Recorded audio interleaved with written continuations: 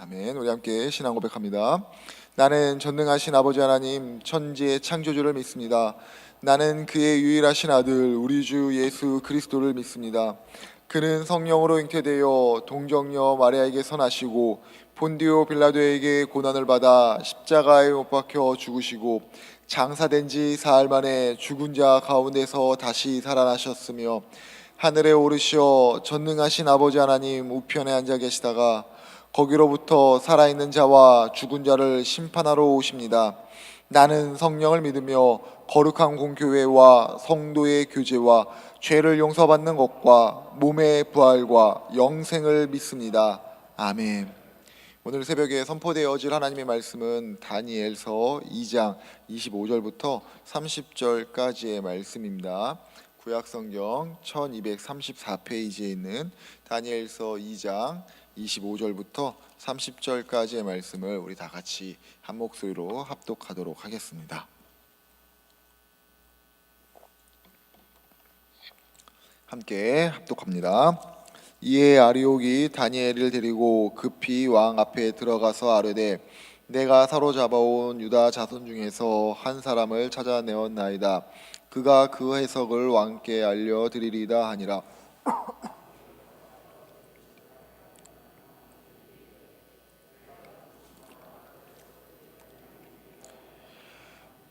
다니엘이 왕 앞에 대답하여 이르되 왕이 물으신 바 은밀한 것은 지혜자나 술객이나 박수나 점장이가 능히 왕께 보일 수 없으되 오직 은밀한 것을 나타내실 이는 하늘에 계신 하나님이시라. 그가 느부갓네살 왕에게 후일에 된 일을 알게 하셨나이다. 왕의 꿈 곧 왕이 침상에서 머릿속으로 받은 환상은 이러하니이다.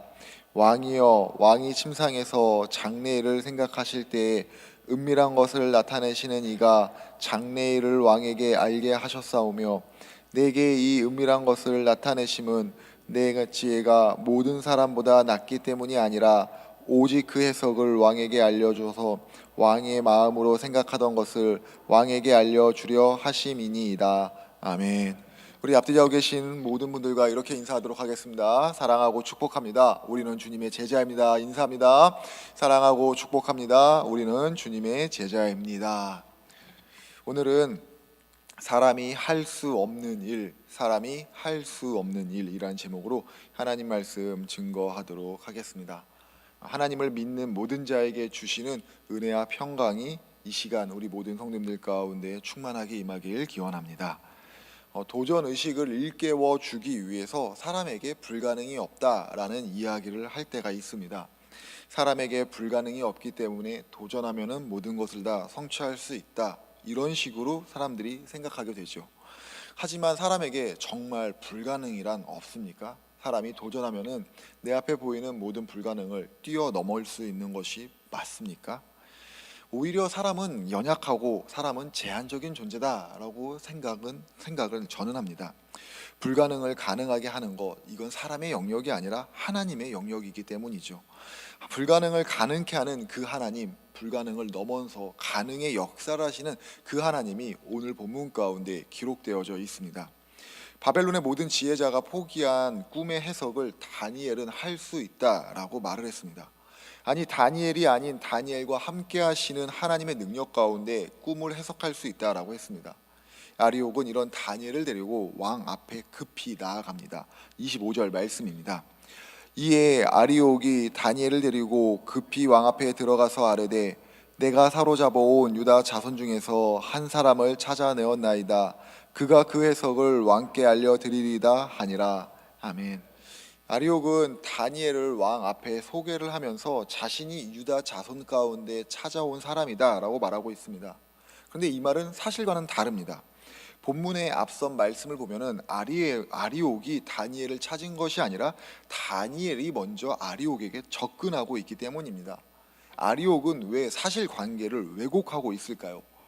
다니엘이 왕의 꿈을 해석했을 때 자신의 공이 있다는 것을 말하고 싶었기 때문입니다.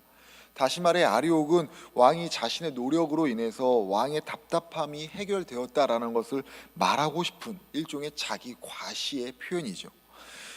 아마도 아리옥은 왕에게 받을 칭찬 그리고 상을 상상하면서 왕의 총애를 받는 세상 남부럽지 않은 그 삶을 살 것을 지금 이 순간 기대하고 있었을지도 모릅니다.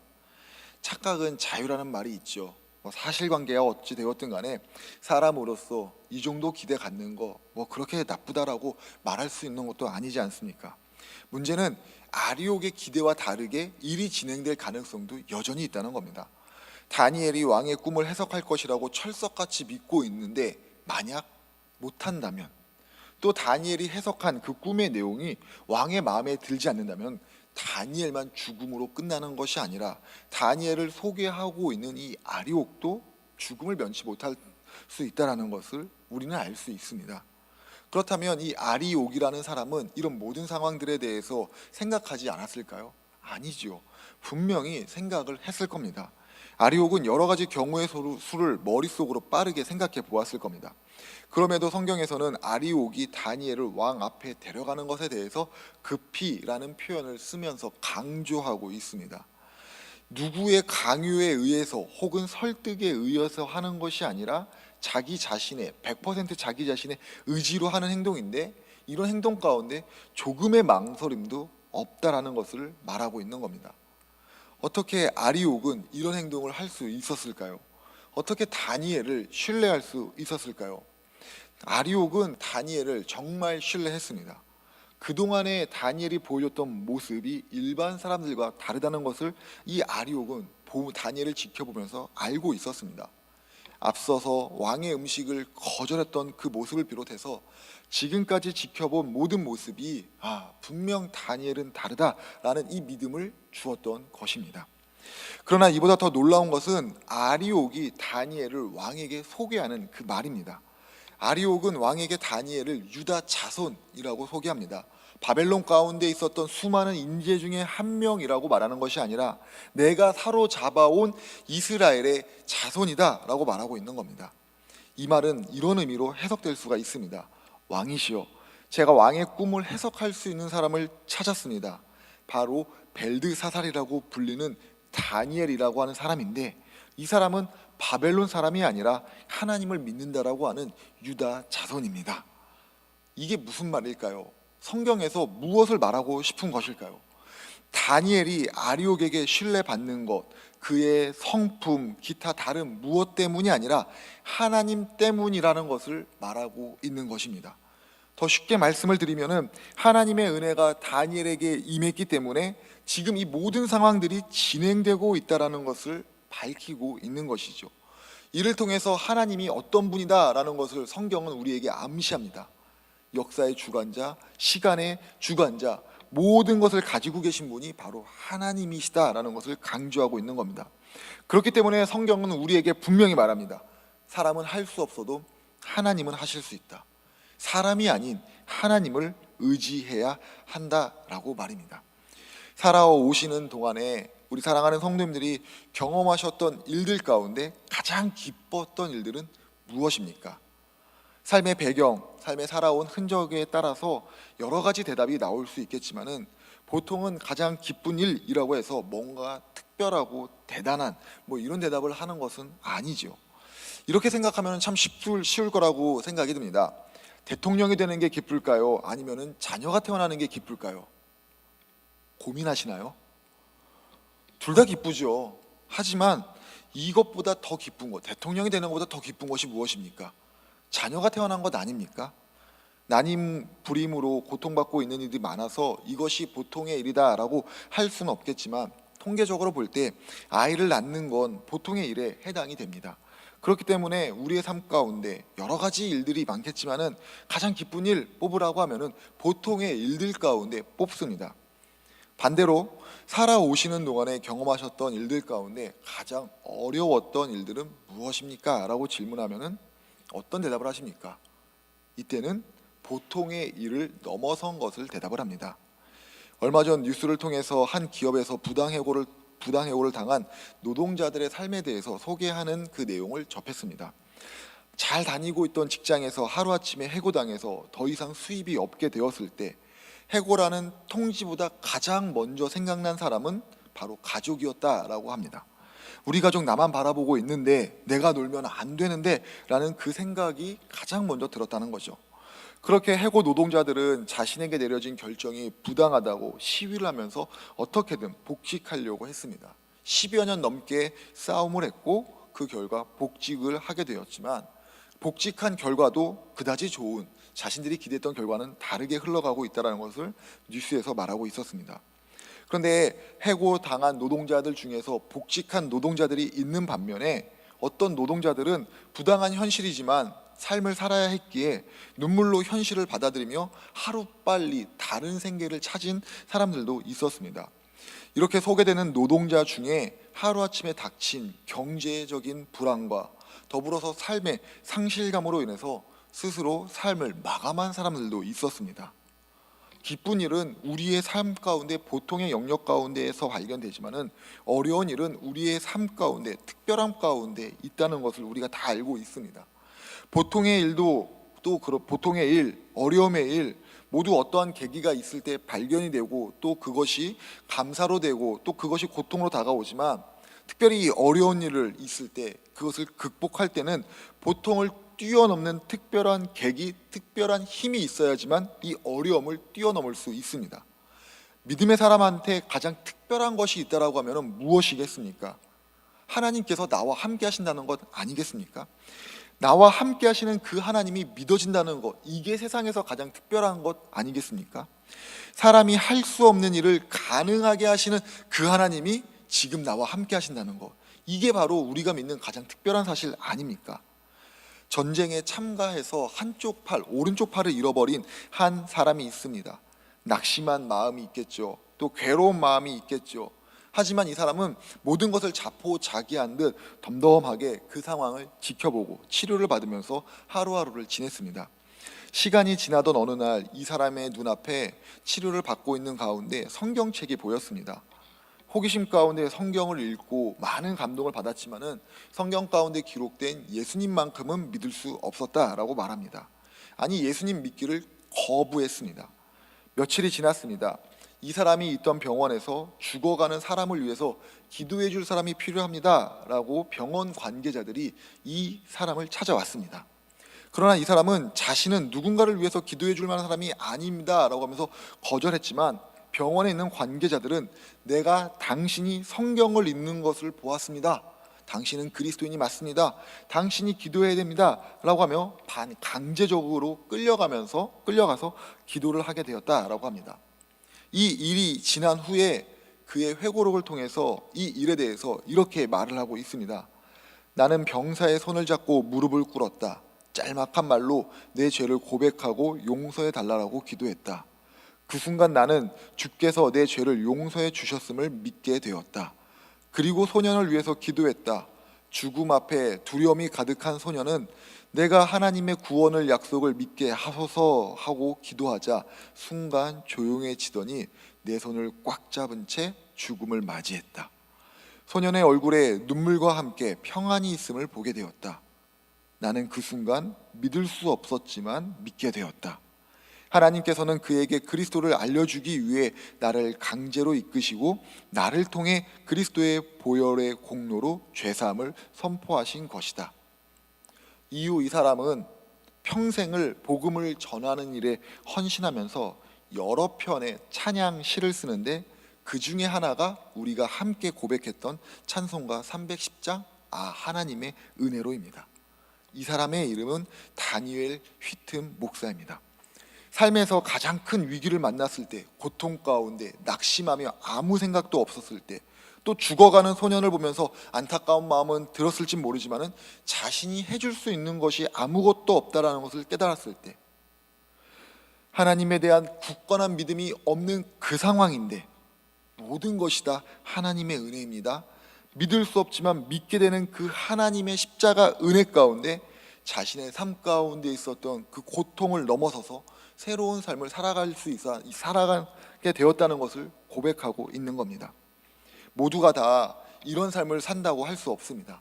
하나님을 믿는다고 해서 모두가 다 이런 기적과 같은 일들을 다 경험한다라고 말할 수는 없지만 하나님을 믿는 모든 이들에게는 하나님의 은혜, 믿을 수는 없지만 믿게 되는 은혜의 삶을 살아가게 된다는 것은 분명한 사실입니다. 그렇기 때문에 우리의 삶에 어렵고 힘든 일, 사람이 할 수 없는 일이 느껴지고 만나게 될 때 정말 어렵고 정말 납득이 안 되지만은 인내내고 인내하며 용기 내어서 하나님을 바라보아야 됩니다. 그리고 하나님의 인도하신 가운데 내 삶을 맡겨 드려야 됩니다. 물론 내게 있는 어려움이 하나님을 바라본다고 해서, 하나님께 내 삶을 맡겨 드린다고 해서 한순간에 눅눅듯이 사라지지 않을 수도 있습니다. 당장 지금 내 눈앞에 보이는 고통 때문에 마음이 답답할 수도 있습니다. 그러나 나는 모르지만, 또 믿을 수 없을 것 같아 보이지만, 하나님을 바라볼 때, 하나님을 의지할 때 분명한 하나님의 개입이 있다는 이 사실을 우리는 잊어서는 안 됩니다. 어려운 순간에 다니엘이 하나님을 바라보며 세상의 사람들 가운데 신뢰를 받아 하나님의 영광을 드러낸 것처럼, 어려운 순간에도 하나님을 바라보고 있는 나를 통해서, 또 우리 공동체를 통해서 하나님의 은혜와 영광이 세상 가운데 분명히 나타나게 될 것입니다. 하나님을 바라보는 가운데 하나님께서 주시는 그 놀라운 평안을 우리 모두 누리시기를 주님의 이름으로 부탁을 드립니다. 왕 앞에 선 다니엘은 왕 앞에 선 다니엘에게 왕이 이렇게 물어봅니다. 정말로 너가 내 꿈을 해석할 수 있느냐? 이에 다니엘의 대답입니다. 나는 할 수 없습니다. 하지만 하나님께서는 하실 수 있습니다. 28절 말씀입니다. 오직 은밀한 것을 나타내실 일은 하늘에 계신 하나님이시라. 그가 느부갓네살 왕에게 후일에 될 일을 알게 하셨나이다. 왕의 꿈 곧 왕 머릿속으로 받은 환상은 이러하니이다. 아멘. 바벨론의 모든 실력자들이 왕의 꿈을 해석할 수 있는 것이 아니라 하나님께서 왕의 꿈을 해석하실 수 있습니다 라고 말한 겁니다. 놀라운 일 아닙니까? 느부갓네살 왕은 말씀드렸듯이 바벨론의 왕이면서 동시에 바벨론의 신이었습니다. 또한 그의 주변에 있었던 사람들은 보통을 넘는 사람들이었습니다. 이런 이들에게 불가능한 일이 생길 것이라고 누가 생각을 했을까요? 또 바벨론은 이스라엘을 점령했던 나라입니다. 지금과 같은 이 시대를 살면서 고대 사회 가운데 이 일의 의미를 우리 잘 알고 있습니다. 고대 사회에서의 전쟁은 신과 신의 전쟁이었습니다. 바벨론이 이스라엘을 점령했다, 이스라엘이 바벨론에 패배했다, 바벨론의 신이 이스라엘이 믿고 있는 하나님을 이겼다라는 겁니다. 그렇기 때문에 이 바벨론 사람들은 느부갓네살이 진짜 신, 자신들의 나라인 바벨론이 진짜 세계 최고라고 믿을 법한 일들이 일어난 것입니다. 그러나 그들의 한계 어디서 드러납니까? 하룻밤 사이에 꾼 꿈에서 드러납니다. 매일과 같이 잠을 자고 꾸는 그 꿈을 통해서 자신들의 한계가 드러난 것입니다. 꿈을 꾼 왕을 비롯해서 해석을 하지 못한 사람들의 그 반응이 그래서 무엇입니까? 어떻게 할 줄 모른다는 겁니다. 불안해합니다. 또 어떻게 할지 대응 능력이 없습니다. 왕은 분노합니다. 실력자들은 자기 목숨을 부지하기 위해서 이리저리 머리를 굴리고 있습니다. 이때 다니엘이 등장해서 말합니다. 하나님이 하실 수 있습니다. 아니, 하나님이 하십니다. 이것이 바로 하나님의 능력이고 하나님 믿는 사람이 세상 가운데 선포할 수 있는 말입니다. 세상의 사람들은 자신이 해온 위대한 일을 보면서 자기 자신이 하나님이 아니다라고 말하지만은 마음속으로는 나도 하나님만큼은 된다라고 생각할 때가 있습니다. 하지만 하나님께서는 그런 사람들에게 잠을 잘 때마다 꾸는 그 꿈을 통해서 바벨론의 한계를 깨닫게 한 것처럼 우리의 삶 가운데 일어나는 보통의 일들을 통해서 너는 하나님이 아니다라는 것을 확인해 주십니다. 왜 그럴까요? 하나님만이 하나님 되심을 말씀하시기 위해서입니다. 이 말의 속뜻은 이런 겁니다. 너는 하나님이 아니다. 너가 하나님으로 살아갈 수 없다. 하나님인 나를 믿어야 너가 평안하게 살아갈 수 있다입니다. 이 사실을 우리는 세상 가운데 알려야 됩니다. 다니엘과 같이 하나님을 믿는 우리가 세상 가운데 이 사실을 알려야 됩니다. 그리스도인들이 세상 가운데 하나님을 알릴 수 있는 수많은 방법이 있겠지만은 그 중에 하나님께서 원하시는 그 방법이 있다면은 무엇이라고 생각할 수 있겠습니까? 내 힘을 빼는 겁니다. 내가 했다, 내가 그렇게 하겠다라고 말하는 것이 아니라 하나님께서 하셨습니다, 주님께서 하셨습니다 라고 고백하는 것, 바로 하나님을 내 삶의 최우선순위로 두고 살아가는 겁니다. 실제로 하나님을 최우선순위로 두고 살아갈 때 삶의 조급함이 사라집니다. 조급함, 조금 다른 표현으로 하면은 억지스러움이 사라지는 겁니다. 주일에 제 아들이 제게 큰 감동을 준 일이 있어서 정말 큰 맘 먹고 장난감 하나를 사줬습니다. 장난감을 사주러 막상 장난감 가게 딱 갔더니 장난감의 가격이 제 예상을 빗나갔습니다. 아들을 설득하기 시작했습니다. 이건 너무 비싸다. 다시 사자. 다른 거 사자. 이건 안 된다. 이미 집에 장난감이 넘치지 않느냐라고 설득하고서 설득했습니다. 아들은 절대 양보할 생각이 없었습니다. 순간 제 머릿속에 인터넷은 좀 더 싸겠지 하면서 인터넷을 확인해 주면서 너가 지금 당장 이걸 누르면 이걸 살 수 있는데 안 된다라고 하면은 오늘 장난감 못 사라고 겁을 주면서 억지로 인터넷 구매를 하게 했습니다. 그렇게 인터넷 구매를 하고 집에 돌아온 후부터 아들의 이런 말이 시작이 됩니다. 아버지 감사합니다. 제가 효도하겠습니다. 아버지 사랑해요? 아닙니다. 아빠 언제 와? 언제 온대? 오늘 온대? 자고 일어나면 온대? 언제 온대? 나 기다리지 못하겠어 라고 계속합니다. 그러다가 결국에는 택배 아저씨가 나쁜 사람이 되었습니다. 왜 택배 아저씨는 오늘 우리 집에 안 와서 왜 이런 일을 만들었느냐, 왜 내 마음을 속상하게 하느냐, 억지를 부리고 있습니다. 이때 가장 좋은 해결책이 뭘까요? 기다리는 겁니다. 그냥 기다리면 됩니다. 기다림보다 힘든 건 없겠지만은 기다리면 해결됩니다. 내가 하려고 할 때 억지가 생기죠. 올 때까지 기다려야 되는 거죠. 마찬가지입니다. 우리도 하나님을 최우선순위로 두고 살아갈 때 하나님의 뜻을, 하나님의 행하심을 좀 기다려야 됩니다. 내가 다 합니다. 내가 할 수 있습니다. 왜 못해? 나는 안 그랬다. 이건 하나님을 우선순위 두고 사는 사람의 모습이 아닙니다. 가만히 다니엘서의 이 본문의 행간을 읽어보십시오. 다니엘이 역사에 등장할 때, 느부갓네살 앞에 갈 때 다니엘이 한 게 무엇입니까? 내가 할 수 있다라고 했습니까? 내가 한다라고 했습니까? 아니죠. 자신의 삶의 우선순위인 하나님을 바라보고 자기 힘을 뺐습니다. 그런데 다니엘이 만약에 자기 힘을 썼다면은, 자기 지혜로 이 문제를 해결할 수 있다라고 호언장담했다면 어떻게 됐겠습니까?